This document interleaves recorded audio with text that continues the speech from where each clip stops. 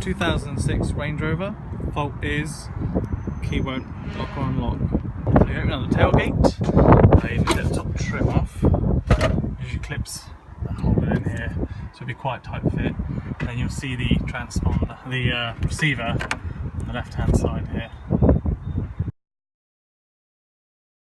To undo this, I use the T25 Torx bits. Undo it from there, and then once you've undone it, you can undo the parts. So we'll open her up and have a look inside.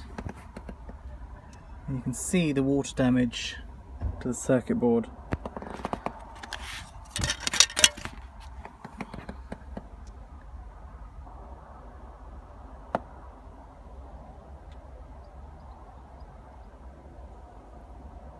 Once you've fitted the receiver, you need to assign the keys to the car again. So, keys in ignition, position 1. Pull the key out. Within 5 seconds, you've got to press the unlock button and the lock button 3 times.